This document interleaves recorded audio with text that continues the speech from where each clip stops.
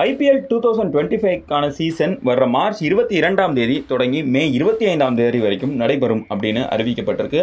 இந்த தொடரில் சிஎஸ்கே அணி 6வது முறையாக சாம்பியன் பட்டத்தை வாங்குமா அப்படின்ற எதிர்பார்ப்பும் இருக்குது. 43 வயதான தோனி விளையாடும் கடைசி தொடர் இதுவா இருக்கலாம் அப்படின்னும் எதிர்பார்க்கப்படுது. இந்த சூழல்ல கடந்த முறை சென்னை சூப்பர் கிங்ஸ் அணி பிளே ஆஃப் சுற்றுக்கே தகுதி பெறாமல் 5வது இடத்தை பிடிச்சது. இது ரசிகர் மத்தியில் மிகப்பெரிய சோகத்தையே ஏற்படுத்தியது. இதனால ரசிகர்களுக்கு மகிழ்ச்சியை தர வேணும் அப்படின்றதுக்காக தோனி தன்னுடைய ஊதியத்தை வெறும் 4 கோடி ரூபாயா குறைச்சிக்கிட்டு சிஎஸ்கே அணியில தொடர்கிறாரு. சென்னை சூப்பர் கிங்ஸ் அணி எப்போதுமே IPL தொடருக்கு முன்பு பயிற்சி முகாமை தொடங்கிடும். அந்த வகையில் சிஎஸ்கே அணி இம்முறை எப்போ பயிற்சியை தொடங்கும் அப்படின்றத தற்போது பார்க்கலாம்.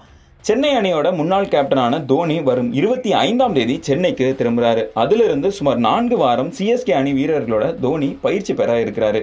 இது குறித்து கருத்து தெரிவித்துள்ள சிஎஸ்கே நிர்வாகிகள், தோனி தற்போது நல்ல உடல் தகுதியோட இருப்பதாகவும் உடல் பயிற்சிக்கு தீவிரமான கவனம் செலுத்தி வர்றதாகவும் குறிப்பிட்டிருக்கிறாரு. ஆனால் தோனி தற்போது 43 வயதாகி இருப்பதால அவர் 23 வயது இளைஞர் போல வருவார் அப்படின்னு எதிர்பார்க்கிறது நியாயம் கிடையாது அப்படின்னும், ஆனால் தற்போது இருக்கும் இளைஞர்களை விட தோனி நல்ல உடல் தகுதியோட இருக்கிறாரு அப்படின்னும் சிஎஸ்கே வட்டாரம் தெரிவிக்குது. IPL தொடரில் தோனி தன்னுடைய 18வது சீசனில் விளையாட இருக்கிறாரு. சிஎஸ்கே அணி தன்னுடைய முதல் போட்டியை வரும் மார்ச் 23ஆம் தேதி சென்னை சேப்பாக்கம் மைதானத்தில் மும்பை இந்தியன்ஸை எதிர்கொள்ளுது. சென்னை அணி விளையாடும் முதல் 6 போட்டிகளில் 4 போட்டி சென்னை சேப்பாக்கம் மைதானத்தில் தான் நடைபெறுது.